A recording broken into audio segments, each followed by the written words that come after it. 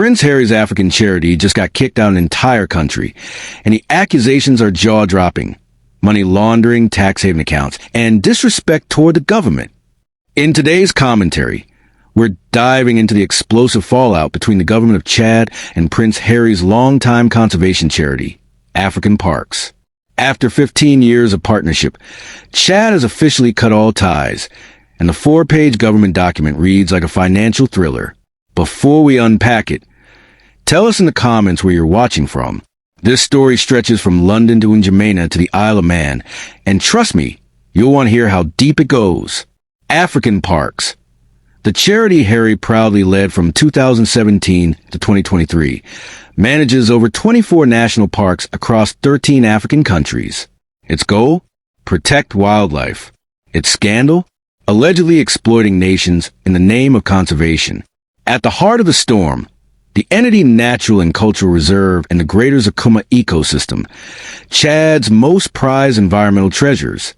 Until now, they were shining symbols of partnership.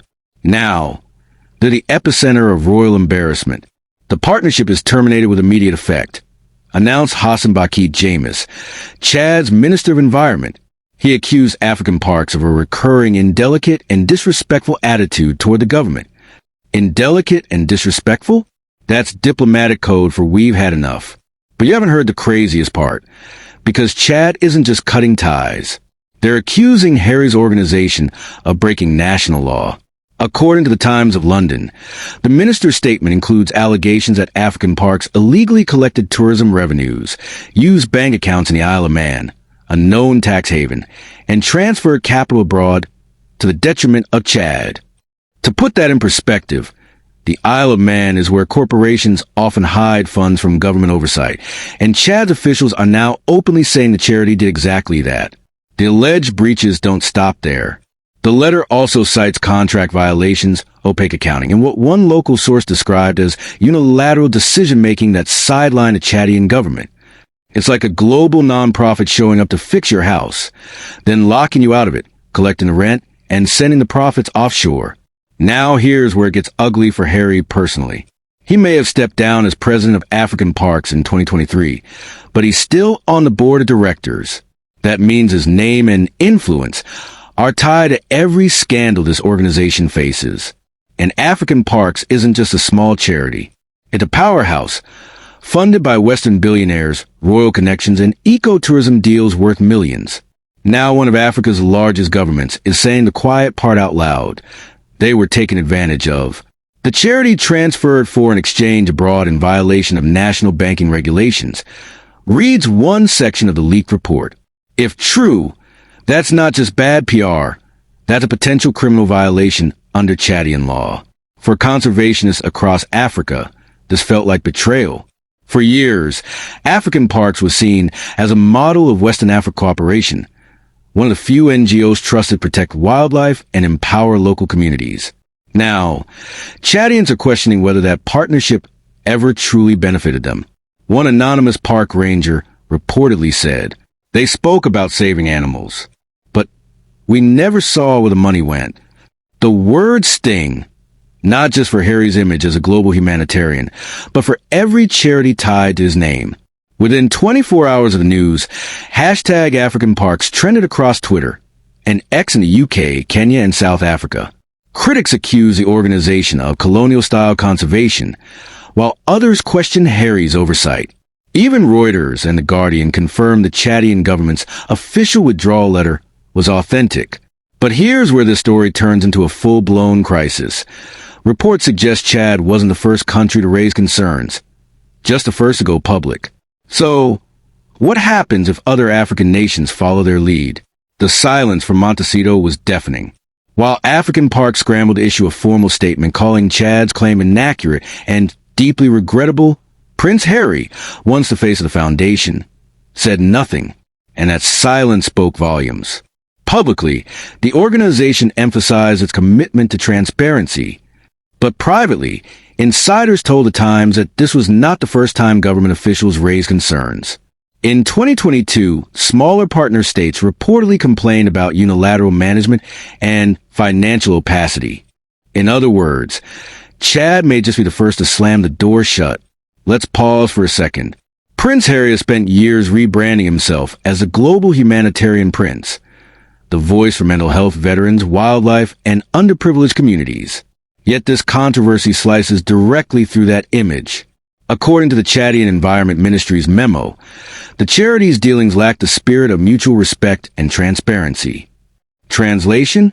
They acted like colonizers, not collaborators. Visual cue. Drone footage of African parklands fades into angry crowd clips.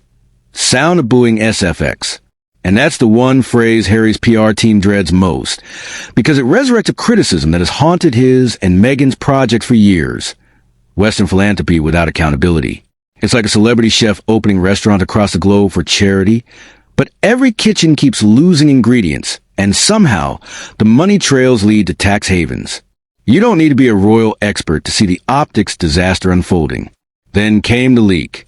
A source close to the Chadian Environment Ministry reportedly provided the Telegraph with transaction summaries showing tourism revenues collected by African parks between 2020 and 2022, but missing from state records. We're talking hundreds of thousands of US dollars in eco-tourism income that, according to officials, never returned to Chad's treasury. And the kicker? That's the period when Prince Harry was still president of the organization. The report doesn't accuse him personally of wrongdoing, but it draws a line that his critics were waiting for. Royal image, royal project, royal stain. In a country still recovering from conflict and economic instability, seeing a wealthy Western charity allegedly exploit local resources feels like a gut punch. One activist from N'Djamena posted, "We don't need saviors who fly in on private jets. We need partners who stay accountable." That post alone garnered 2 million views in 12 hours. On social media, hashtags like hashtag Chad versus African Parks and hashtag Royal Charity Scandal dominated the African and British Twitter spaces.